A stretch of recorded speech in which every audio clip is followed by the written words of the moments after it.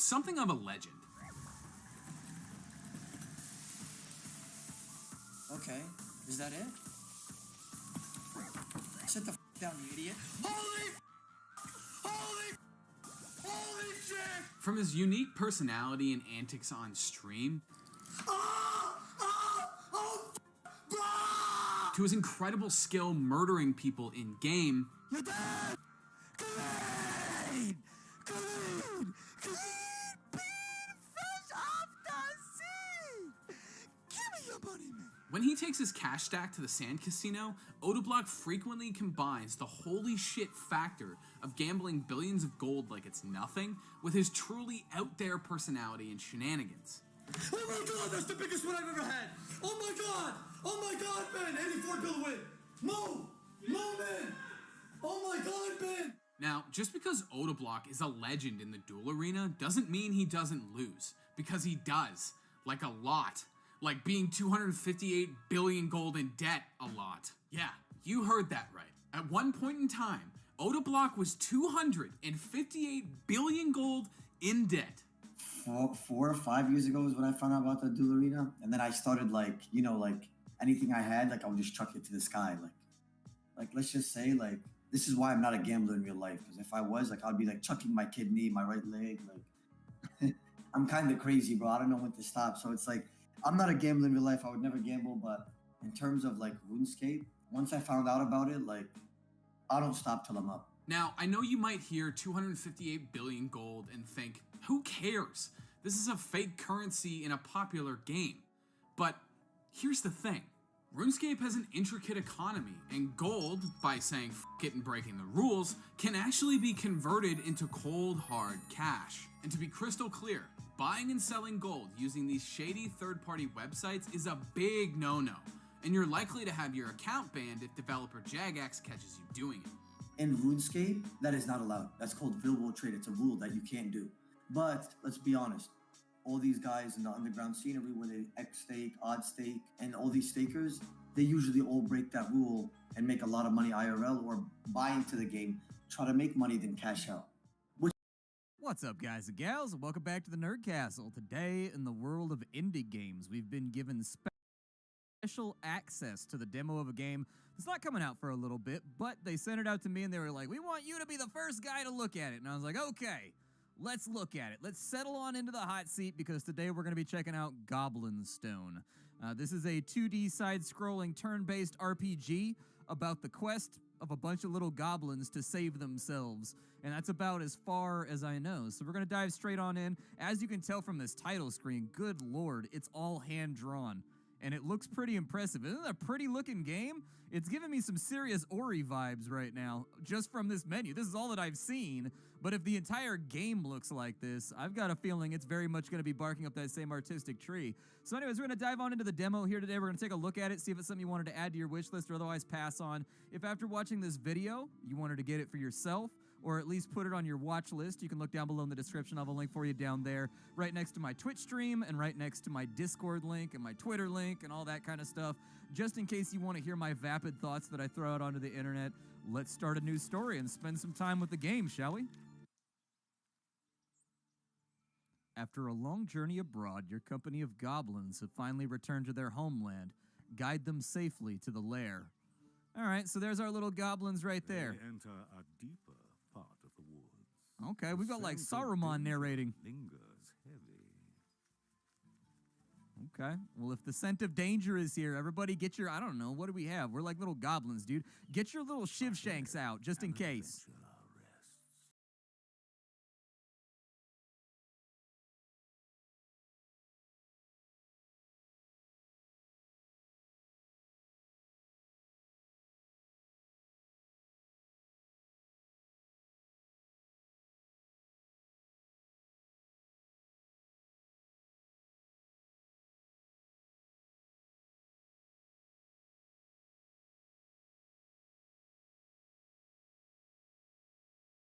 Quietly they sneak. Let's kill his ass. Let's take him out. Let's feed him to our goblin hounds. Caught off guard, he braces for battle.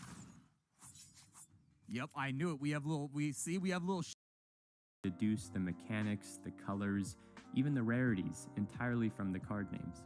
These three are most likely commons. The first is probably a blue creature with low power and high toughness. The second is probably a black sorcery that draws cards in exchange for life.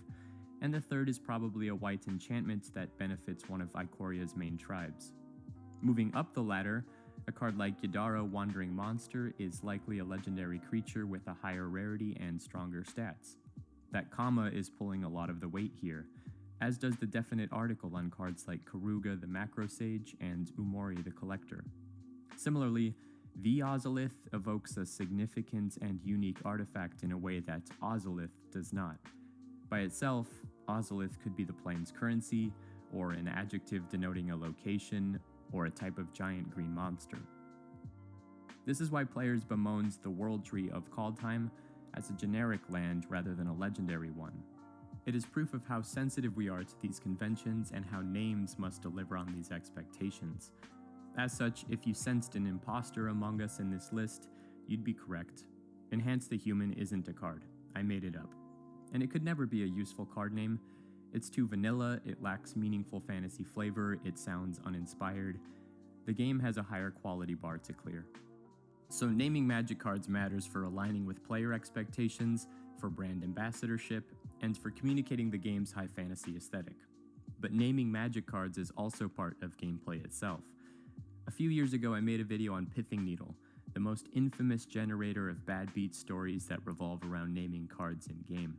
The most divisive of these stories took place in January 2016, when Bradley Carpenter cast Pithing Needle and named Borborygmos upon resolution. In response, his opponent Bob Huang took a moment to think, got out of his seat to talk to a judge, then on his next turn proceeded to cast Goryo's Vengeance, putting Borborygmos Enraged into play. After attacking, Huang activated Borborygmos Enraged, claiming that Carpenter didn't name the correct card with Pithing Needle, and killed him on the spot. This led to many heated debates about ethics in tournaments, and an eventual rules change to favor Carpenter's side with regards to player intent. When this guy named Borborygmos, everybody knows what he's talking about. It's the win condition of your deck. That's what I'm casting Pithing Needle on. You know, how can you then say, no, you named the card that exists in Magic, but it's not the one that's in my deck?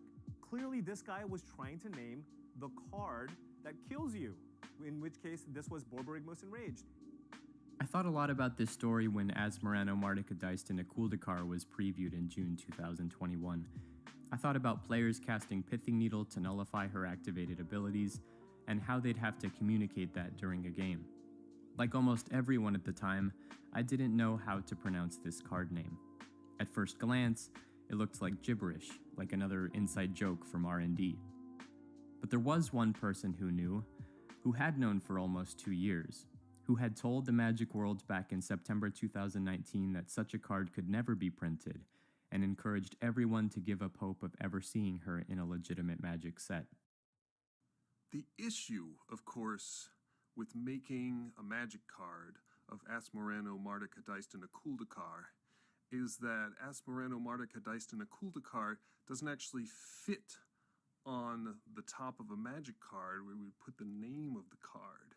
So I don't think we're going to be seeing Asmorano Martika Diced Kuldakar on a Magic card anytime soon, except of course in flavor text. But they were all of them deceived. So what changed? How did we break the rules and find space in the title line to print such a convoluted card? To find out, I knew I had to go to the source. My name's Ethan Fleischer. I'm a senior game designer at Wizards of the Coast, working on Magic almost exclusively. I was the lead designer of Modern Horizons 2, and my favorite Magic card that I designed was from pretty early in my career when each card really counted, Felden of the Third Path, which I think is one of the top 3 saddest Magic cards of all time. After approaching Ethan with these same questions, I learned that the original video from September 2019 was not what it seemed. It was a trap. The card was put into the file months before the video was made, so I already knew that this card was in the works. And then I was worried that, oh, is anyone going to care when this card comes out? And so I wanted to kind of make people want it and help people get the joke.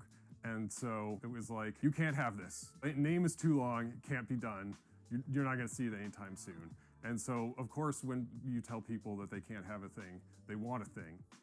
Ethan knew the card name was of the perfect length to fit in the title bar, but it required eliminating the mana cost, which heavily informed mechanics and design.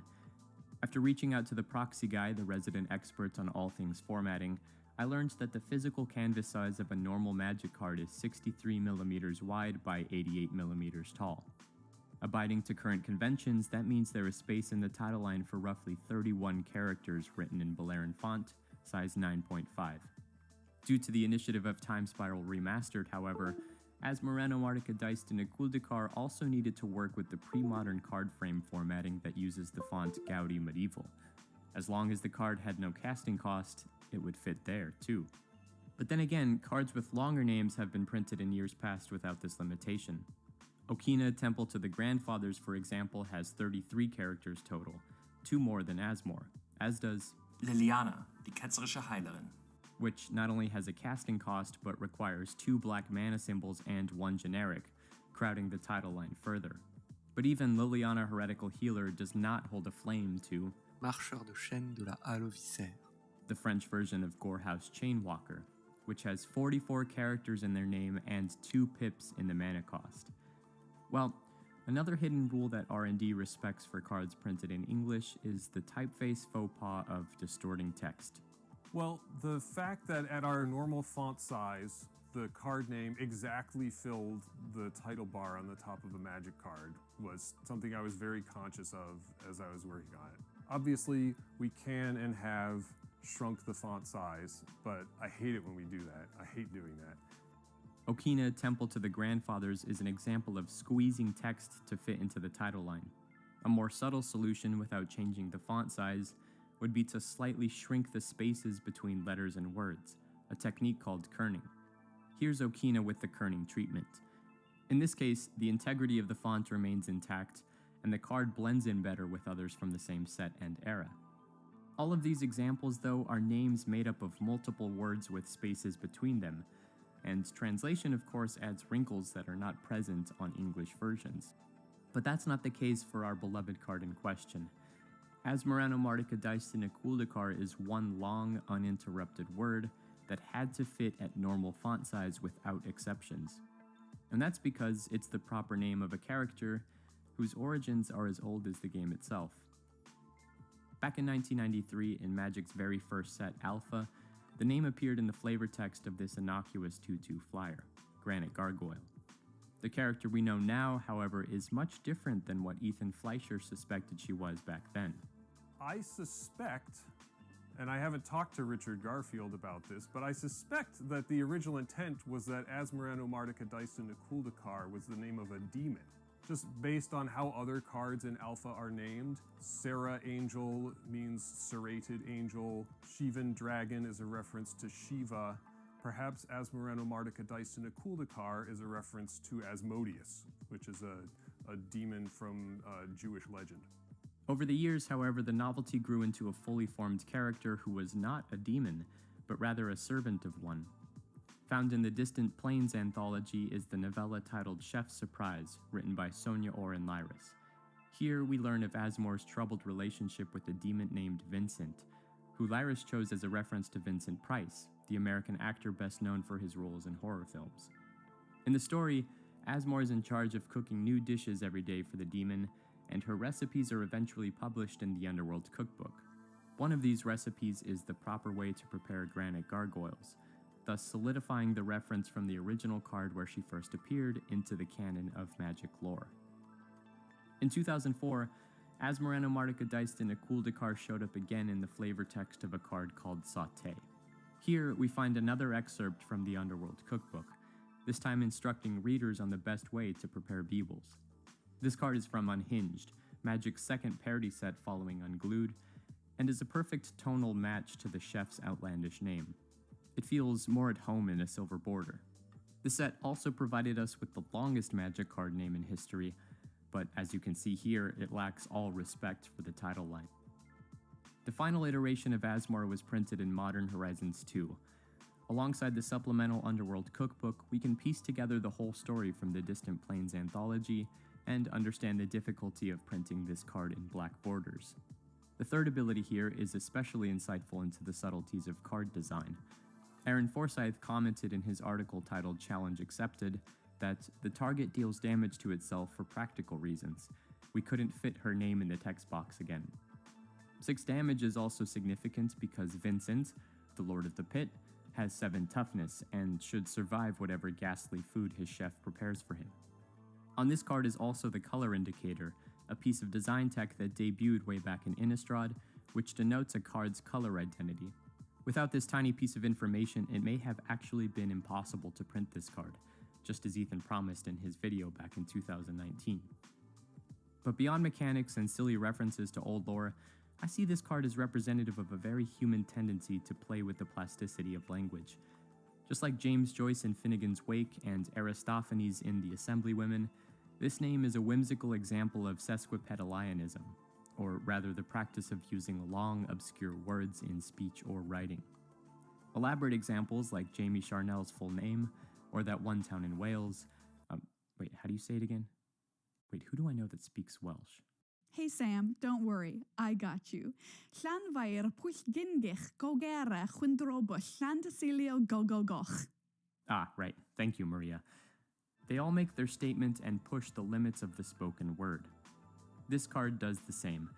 So far, it's the only card name in Magic's history that needs a pronunciation guide, or, if you're on Scryfall, that comes with a silly note about how to say it. Long names like these attract attention and give those who are in the know an opportunity to flex their linguistic prowess. I asked Ethan if printing this card brought anything to Magic or design, if it had significance beyond being an inside joke for players of the game. He reminded me that sometimes you just do it for the sake of doing it, and that the party trick is enough a reason as any to warrant its printing. It was nice to be reminded to relax, to take it easy, and to just have fun with the novelty. Now I'm looking forward to when this card will be usurped, when we find a new way to push the limits of a card name into even wonkier spaces. Until then, I encourage you to learn how to say Asmorano Mardukadaist in Akuldakar, if only to give yourself insurance when casting Pithing Needle. Thanks for Wait, hold on a second. The dish in Aristophanes' play, The Town in Wales, The Thunderwords, they were all names conceived with intention. There's a difference between wordcraft and gibberish, and just hitting your keyboard a few times and seeing what comes out of it. Furthermore, Magic is full of references to literature, especially the earlier cards and especially when Richard Garfield is involved. After spending 2 months saying this name and typing it out into my notes, I started to notice how it was suspiciously full of vowels, which means that it's meant to be pronounced aloud, but it's completely void of the vowel E.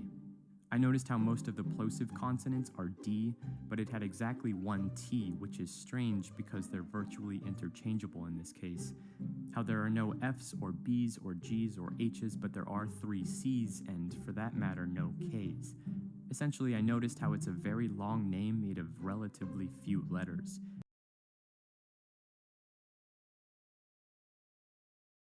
Slowly descend that 77-foot flagpole, 450 feet up in the air. They light it at 6 o'clock at night, and it is lowered beginning at 11:59.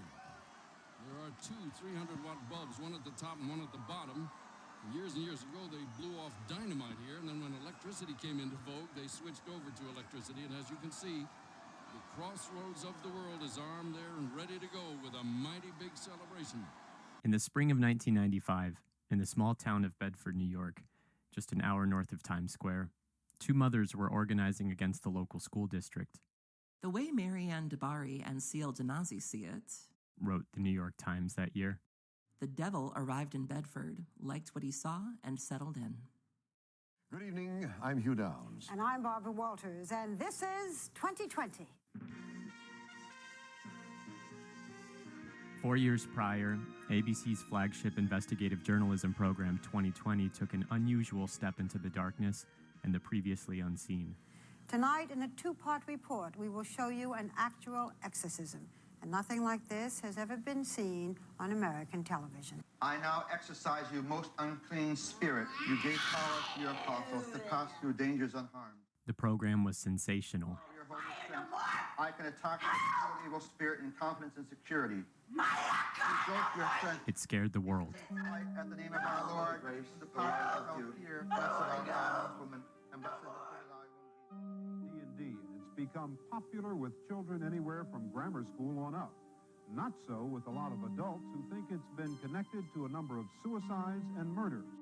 In 1985, CBS's 60 Minutes aired an equally sensational program on the evils of tabletop RPGs.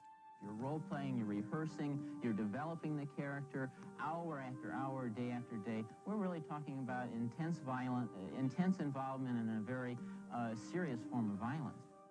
Interviewed alongside phony psychiatrist Thomas Radecki here was Patricia Pulling, a grieving mother who lost her son to suicide and claimed that his involvement with Dungeons & Dragons was the primary motivation. It was obvious through his writings that he felt he had assumed this character. The story was reminiscent of perhaps the most notorious case of the decade, one about a boy who disappeared into the steam tunnels under Michigan State University in August of 1979. Private investigator William Deere caught wind of the case, hurried over to Lansing to help the police with his finding, then theorized that Dungeons & Dragons could have been cause for Egbert's erratic behavior. A year after his disappearance, the boy shot himself. The tension is mounting. 1995 is around the corner. You'll tell. When the ball hits the bottom, it'll light up and say it. Let me wish you a Happy New Year early. Nice to have you with us here on ABC. Dr. Bruce Dennis was the superintendent of Bedford Central School District in the spring of 1995. He was battling the accusations of two mothers who claimed that his teachers were promoting witchcraft and the occult, death worship, and Satanism. They pointed to a handful of trading cards as evidence of their claims, and accused a growing game company out of Northwest Washington of being the harbinger of evil. Mary Ann DeBari and Seal Denozzi declared that Magic the Gathering was a gateway to the occult. It was blasphemous and dangerous for their children's minds. And after criticizing Dr. Bruce Dennis of violating the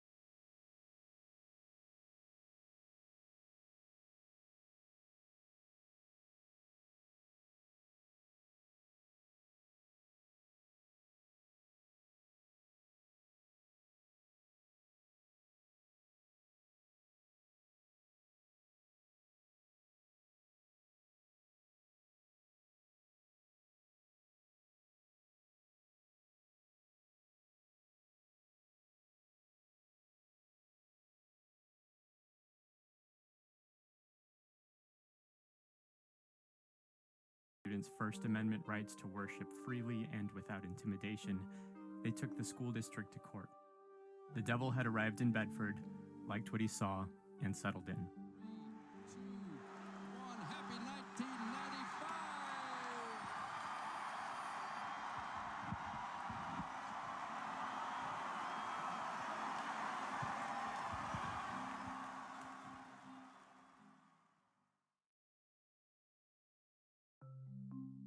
The year was 1995.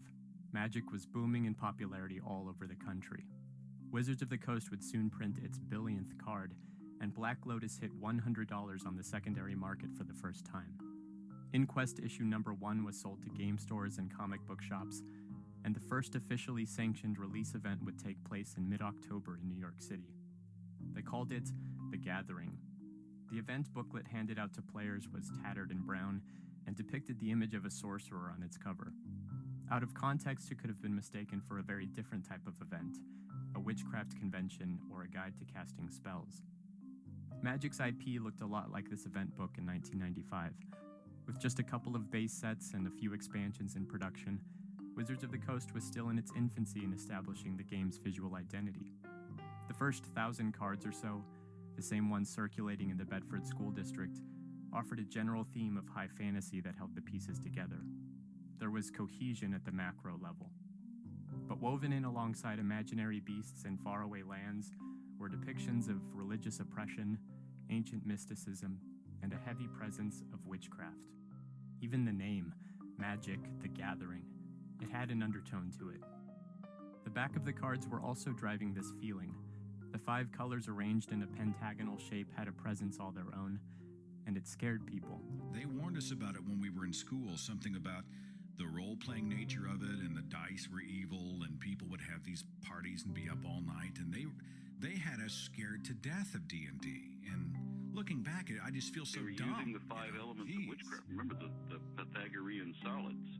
Those were represents 5 elements of witchcraft right there.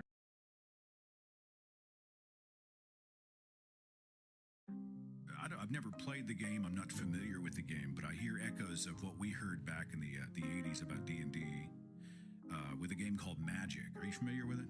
Magic the Gathering?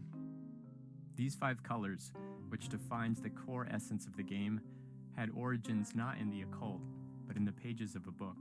I had this idea for a trading card game, and it took me a while to maybe 6 months before I came up with a framework for Magic. But that framework itself was taken from games I've been designing all through the 80s. And this 5 colors concept was throughout them. I think the first place it came about, there was a book called The Master of the 5 Magics. This book, published in 1980, was a recurrent source of inspiration for Dr. Richard Garfield's games. But parents in 1995 weren't reading high fantasy novels. They were watching exorcisms on television and hearing stories about rituals in the nearby woods. Stories about animal sacrifice and the summoning of demons. Roaming in the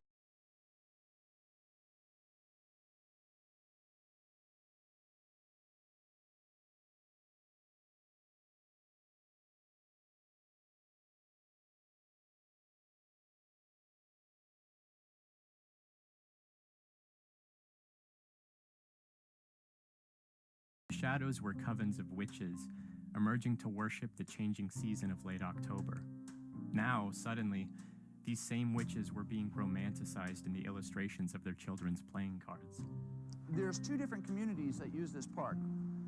One is the pagan or occultic community, and the other community is, of course, the homosexual community. Interestingly enough, they go hand in hand. Upon entering the park, I mean, you can see they've already got started. This is a pentacle. Interesting thing about this pentacle is it's an upright pentacle. This is not a satanic pentacle. The pentacle and pentagram were present on early magic cards, and so was its inverted counterpart. The symbol dates back 5,000 years to the Greeks, who used it as an emblem of perfection. It also passed through early Christianity and decorated the architecture of some of the older cathedrals. In pagan practices, the pentagram, like in Magic the Gathering, is a representation of the 5 elements. It has spiritual value. But in the 1960s, this symbol was conflated with the recently established Church of Satan and a rise in serial killer murders, marking the beginning of a new era and the birth of a reactionary cultural panic. Now, in order to separate the sensationalism from the sacred for my story, I wanted to speak with a practicing witch. So I called one. My name is Peg Alloy. I'm a film and television critic. I'm a former professor of media studies. I also work as a gardener, and I also work as a baker. I've been a practicing witch for about 35 years. I was curious about why these 2 parents in New York were so scared of magic cards and pointed to witchcraft as the source of their worries. I learned that their paranoia was an echo of a phenomenon that dated back decades to something called the Satanic Panic. Those of us who are products of the 70s, 80s, and early 90s remember similar warnings about the devil's influence in pop culture. It was a time of fear. It was the season of the witch, now affectionately referred to as the Satanic Panic.